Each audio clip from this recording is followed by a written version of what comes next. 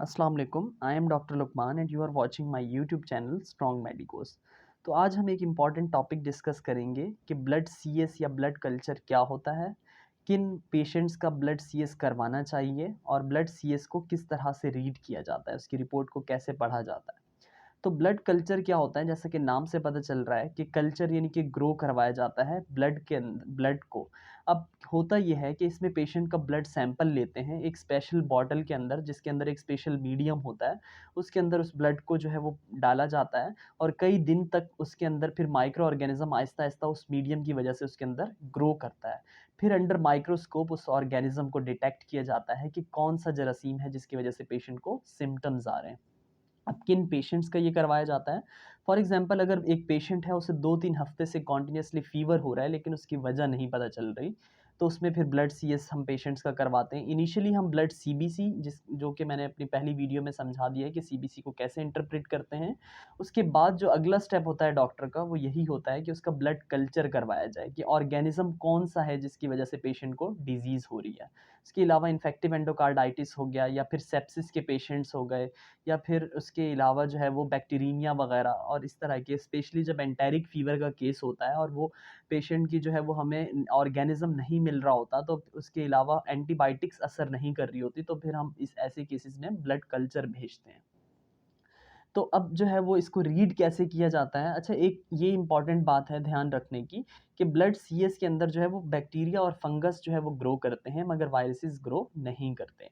Blood culture जो है वो हमेशा एंटीबायोटिक शुरू करने से पहले भेजा जाता है, क्योंकि अगर फॉर एग्ज़ाम्पल आपने पहले 3 से 4 दिन पेशेंट की एंटीबायोटिक स्टार्ट कर दी और अगर वो जो ऑर्गेनिज़्म है वो पेशेंट का जो है वो सेंसिटिव हुआ, यानी कि उसके ऊपर वो एंटीबायोटिक असर कर जाती हैं, तो फिर ब्लड सीएस नेगेटिव आ जाएगा, यानी कि उसमें ऑर्गेनिज़्म डिटेक्ट नहीं होगा।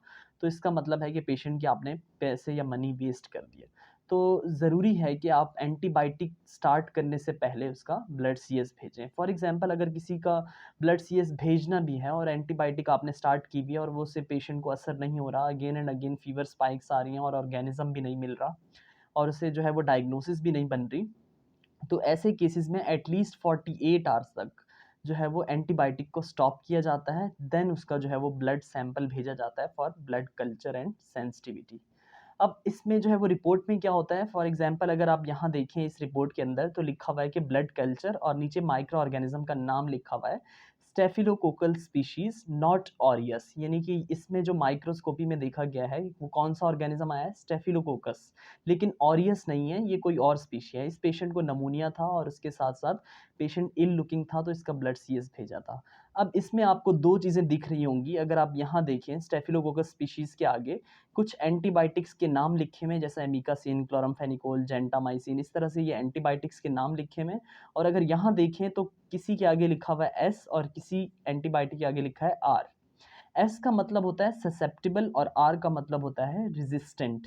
अगर हम यहाँ देखें तो सेंसिटिव या ससेप्टिबल का मतलब ये है कि इस पेशेंट के अंदर अगर हम इस पेशेंट को ट्रीट करें तो हम जिसके आगे एस लिखा है, यानी कि ससेप्टिबल जो एंटीबायोटिक्स हैं इस ऑर्गेनिज्म को किल करने के लिए, हम वो इस पेशेंट के अंदर अगर यूज़ करेंगे तो पेशेंट ठीक होगा, यानी कि उसकी ट्रीटमेंट सही होगी। लेकिन अगर हम फॉर एग्जांपल यहाँ 2 के आगे आर लिखा है, एक पेनिसिलिन के आगे, एक ट्राइमेथोप्रिम सल्फेम के आगे, सल्फमेथाजोल के आगे लिखा हुआ है ट्राइमेथोप्रिम या ट्राइमोक्साजोल भी कहते हैं इसको, तो इसके आगे आर लिखा है, यानी कि अगर हम इनमें से कोई एंटीबायोटिक इस पेशेंट को देते हैं तो इस पेशेंट को जो है डिज़ीज़ वो ठीक नहीं होगी, क्योंकि पेशेंट जो है वो रेजिस्टेंट है, माइक्रो ऑर्गेनिज्म रेजिस्टेंट है इस 2 एंटीबायोटिक से।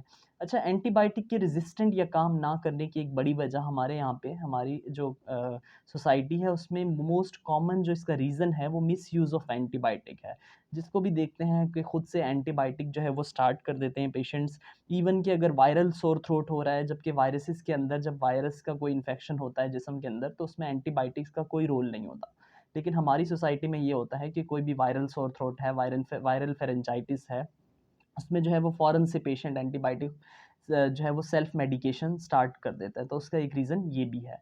तो I hope you like this video. तकरीबन मैंने सारी चीज़ें इसमें क्लियर कर दी हैं कि कौन-कौन जो है वो किस तरह से रिपोर्ट को पढ़ा जाता है। जहाँ एस लिखा हुआ है यानी कि ससेप्टेबल, वो एंटीबायोटिक्स जो है वो इस ऑर्गेनिज़्म को किल करने के लिए या इसकी ग्रोथ को रोकने के लिए जो है वो सही हैं, यानी कि वो ट्रीटमेंट किया जा सकता है इन मेडिकेशन से। जबकि आगे जो आर लिखा हुआ है वो रेज़िस्टेंट है, वो उससे जो है ये पेशेंट ठीक नहीं होगा। इवन आप इसको चलाते रहें जितना भी, लेकिन पेशेंट जो है वो इसके सिम्पटम्स रिलीफ़ नहीं होंगे क्योंकि माइक्रो ऑर्गेनिज़्म किल नहीं होगा। तो ये था हमारे पास आज का topic.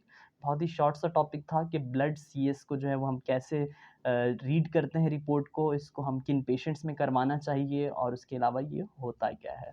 Thank you so much for watching this video.